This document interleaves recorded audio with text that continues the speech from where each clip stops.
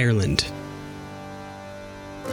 A country shrouded in mysticism, blanketed in lush rolling hills, and tinged with the memories of its ancient inhabitants. But what is it that makes this mist-mired island so alluring? And what brings millions of travelers back to its shores year after year? Well, I'm determined to find out for myself. Over the next 7 days, I'll embark on an epic road trip across the Emerald Isle. Joined by my beautiful wife, Jacy, we'll partake in amazing experiences off the beaten path. No way would I wear something this heavy. Chow down on local staples. Sleep like kings in ancient castles. Like really, where do you see stuff like this in America? All in an attempt to discover together what makes Ireland, Ireland.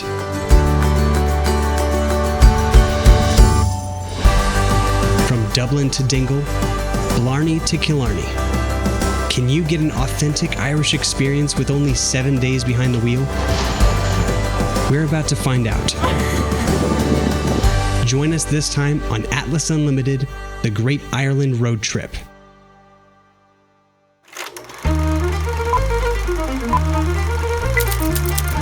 When I say Ireland, what's the first thing that pops into your mind? For some people, they'll immediately blurt out St. Patrick's Day. Others, leprechauns, golfing, a stiff Guinness beer. Conor McGregor? Nobody thinks like I think. Regardless of the draw, each year over 11 million people make the journey overseas to visit this Celtic paradise. That's about twice as much as the entire population of Ireland. To accommodate these massive amounts of people, Ireland invests tons of money to keep its roads in tip-top shape. And while traveling by train in Ireland is a viable option, if you want to explore every inch of it, you'll need to take a car. For the first leg of our epic adventure, we'll be spending a day in downtown Dublin at the amazing Christchurch Cathedral. But that's assuming that we can actually get there. The journey to Ireland is a trip all its own.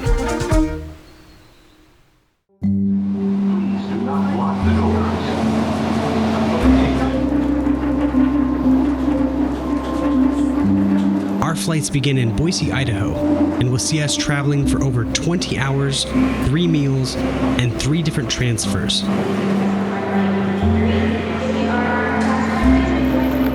The act of traveling itself is kind of like a ritual. As you pack your bag and hop aboard the plane, the anticipation slowly builds. And honestly, it's one of my favorite parts of traveling.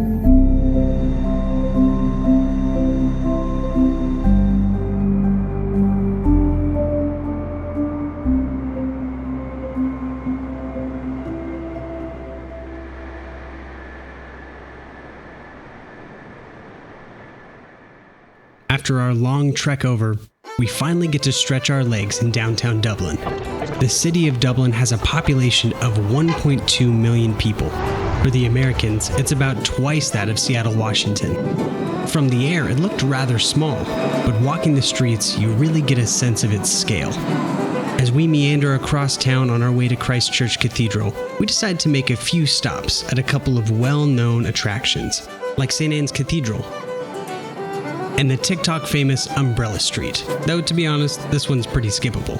Unless you happen to also be perusing Grafton Street, which is just nearby. With one last stretch, we finally reach our destination, Christchurch Cathedral. So we finally arrived. We are in Dublin, and if you think this is gorgeous, you're supposed to pivot. You think that's gorgeous? Like, this is in the center of the city. Early manuscripts tell us that Christchurch Cathedral has been built where it is now since 1030 AD. And this is 1,000 years old, so kind of crazy that it looks this good. Honestly, like, can I look this good when I'm this old? But more than just an impressive structure, Christchurch Cathedral is still fully operational after all these years, holding events, festivals, and church services weekly, attracting hundreds of thousands of visitors each year. I I found the smallest door possible. Look how cute. Finally, setting foot inside the cathedral itself feels like you've been transported to another world.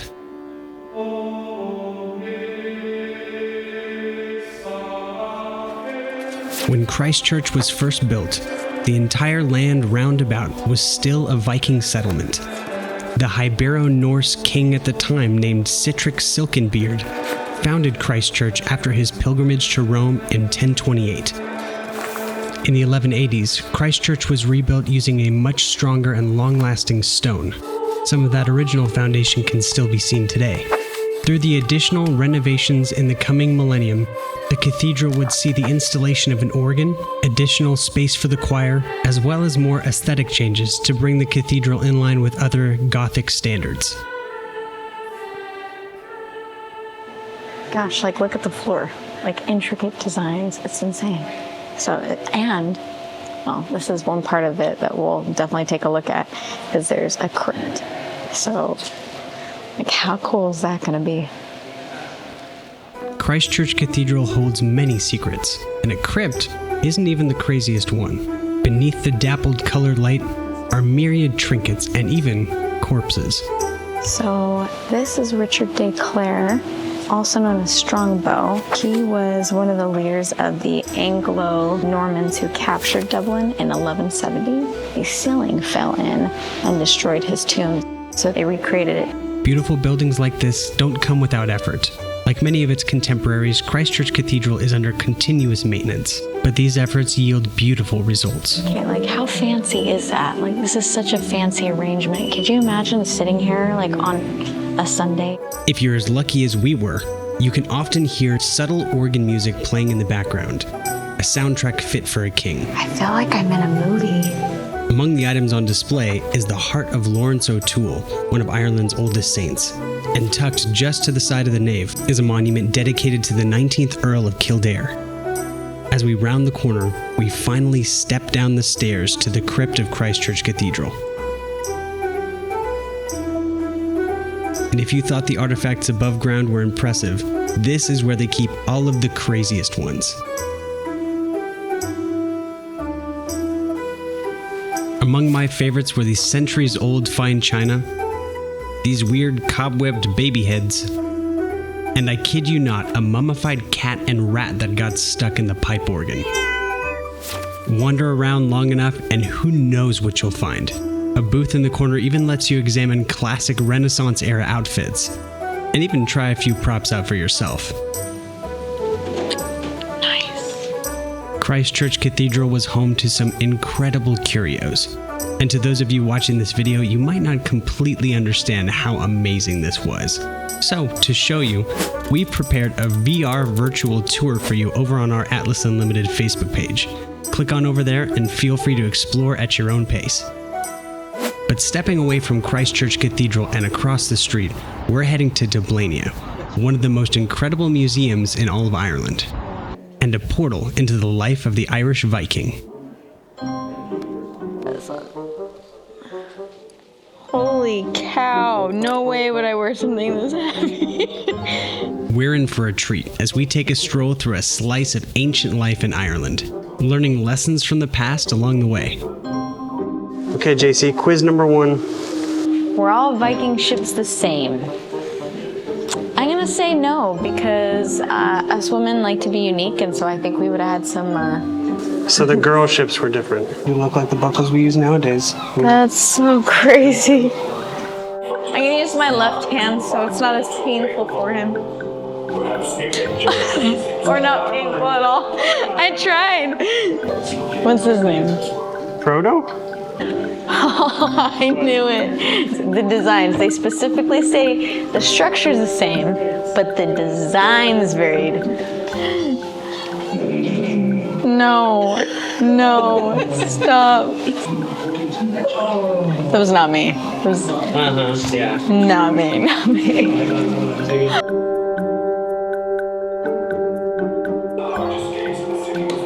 Like a...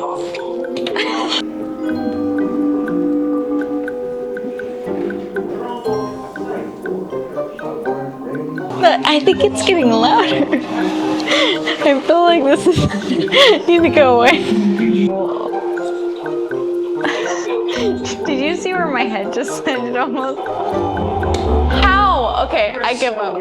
This is horrible. With the museum mastered and the cathedral conquered, there's only one step left to take, or rather, several hundred. Halfway between the cathedral and the museum is St. Michael's Tower, supposedly a great way to get a view of Dublin. The H, it could be worth it. Does it look worth it to you, JC? It could be the best view in all of Dublin. We don't have to go. We don't have to. Yeah. I heard it's amazing. Only one way to find out. Great places and spaces to see. I know those aren't the lyrics. But these stairs at the end of the day will kill me. Is it worth it, Kim? Do you see it yet? Okay, got that.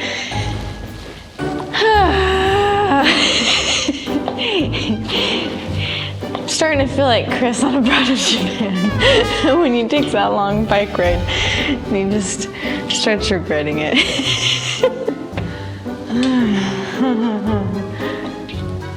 Oh, mighty heavens. I'm gonna be honest, I'm not sure if I would do that again. But as for JC, she's only got one thing on her mind. So you're telling me I walked all these stairs and you don't have a chair?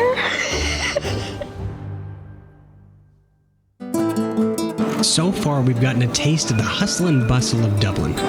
Christchurch Cathedral felt modern and well-maintained, and Dublania showed a great recreation of what ancient Ireland would have looked like. But what ruins still lie in the Irish countryside, begging to be explored? 200 miles south at Blarney Castle, we might just find what we're looking for. The following morning, we start the road part of this trip from our B&B at Luce Moor. A recommendation I have for anyone looking to travel to Ireland is to pick Airbnbs in locations that you'd like to spend most of your time. For me, the rolling green hills, the fresh country air, that's what I want to experience. And if it costs us a few more liters and a few extra miles, we'll take it. After stretching our legs on the farm and fighting back the jet lag, we're finally ready to set sail.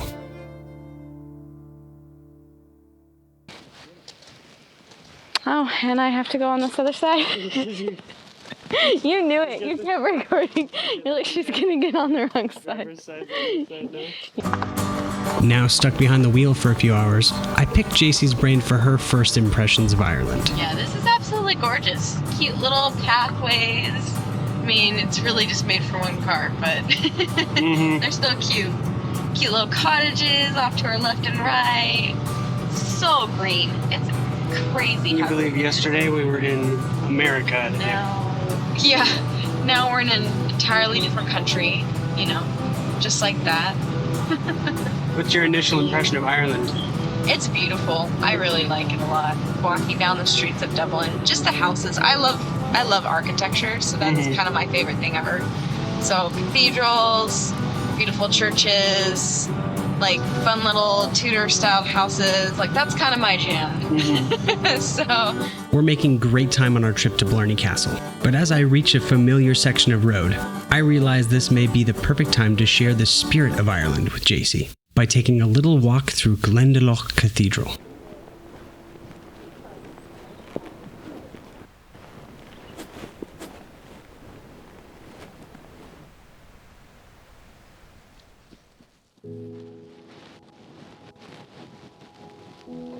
Yeah, I'm glad we didn't skip this one. Glendalough Cathedral is a lovingly maintained monastic settlement, rich with old Irish charm. Gorgeous medieval Gothic vibes. You have gosh, I don't think I can find a yellow spot in this grass. So Glendalough Cathedral holds a special place in my heart since the first time I visited with my brothers. That trip opened my eyes to a core philosophy of the Irish, that families are important, and those you've lost are never truly gone. The Glendalough settlement has been around for 1,000 years, but unlike some other structures its age, it's been allowed to slowly weather over the years, but is still lovingly maintained.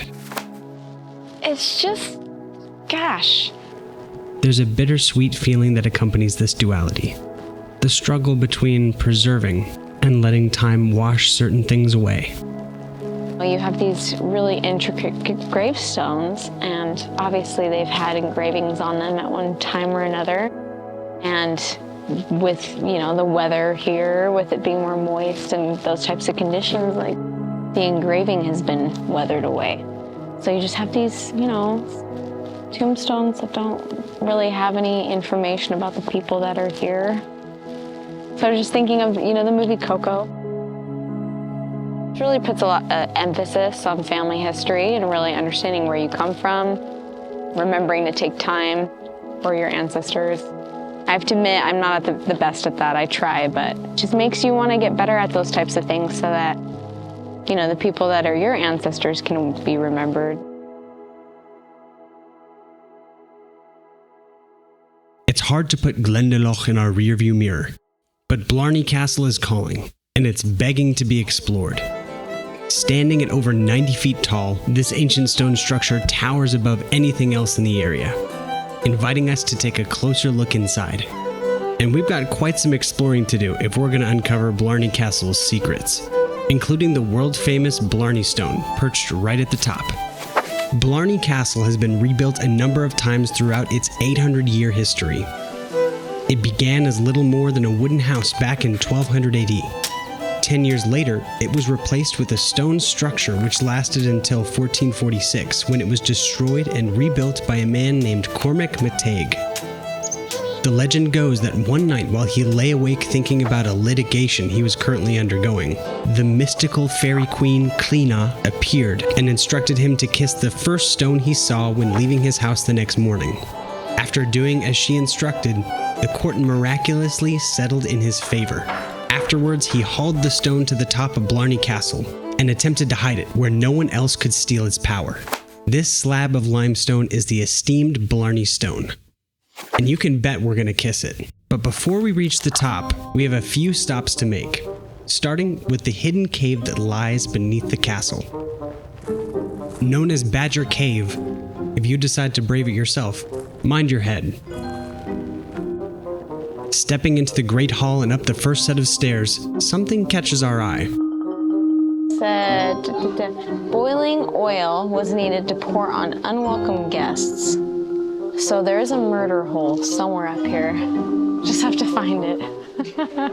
JC seems a little too excited to find something called the murder hole. What is she planning to do if she finds it? The murder hole! I think so. That's where they're Maybe? I mean, this makes sense. Can hold right here while you tip the pot over. That is a drop. Holy. That'd be a great area. Cool. It's tiny. Oh, never mind. Just kidding. There's a lock. That is cool. There's lots of little rooms over there, Kim. Let's keep going. This is cool. The castle's rooms seem to extend forever. But at last, for better or worse, we finally find it. And the moment we've all been waiting for, the murder hole. It's like on what's that movie where it's like shoot, you know what I'm talking about. The Price is Right. Yes. Where they're like, this is the stance. This is where they would, so this is the spot here that they would bring their hot oil, dump it over, drop a few torches, and well, bam, fire. and it would descend upon their enemies. They pretty much created the entire castle to be like having all these traps to where once it's upon siege, they have the fire, they have they also have the towers are 18 feet thick. No, sorry, 18 inches thick, the walls. Yeah, at the very base, and then it slopes up and gets smaller, so that way when they drop stuff from the tower, it'll roll down, ricochet off, and hit their enemies. So like everything in here has a design for siege. The windows more angled so you can pull your arrows easier. Yeah, they thought of everything. They had it figured out.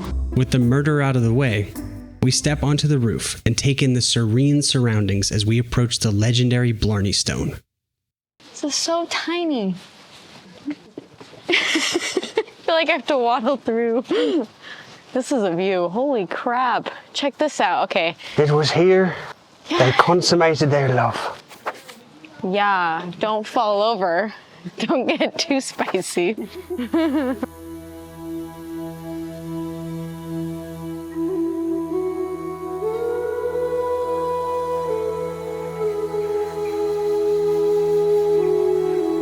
The view from the top is breathtaking. But as we approach the Blarney Stone, JC needs a little bit of encouraging. Do I have to? You know, being a germ freak, that's not very helpful.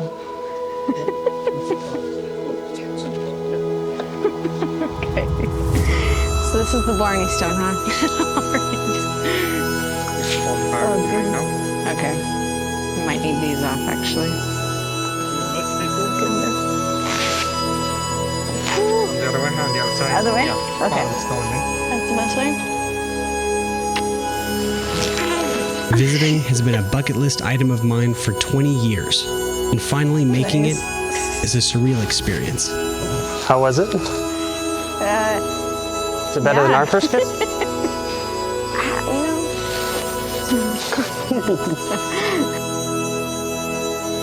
The atmosphere on the grounds feels like walking in a dream.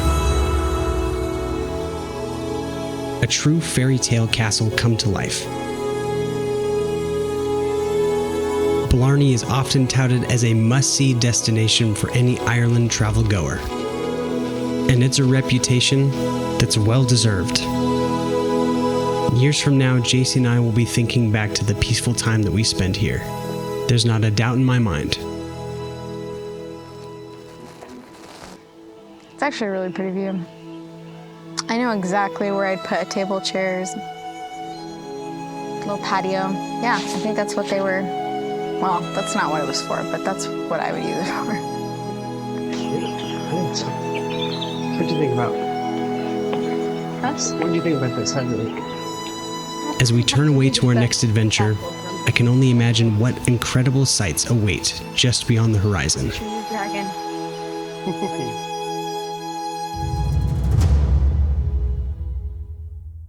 Next time on Atlas Unlimited, we tackle the Wild Atlantic Way. So we're on our way right now to Muckross Abbey. It's kind of crazy that this tree has been here since 16th, 17th century. Hello. That's a lot more of a grab. Is this what Halloween feels like when you have too many kids? Oh my gosh. Why? Why is she right there?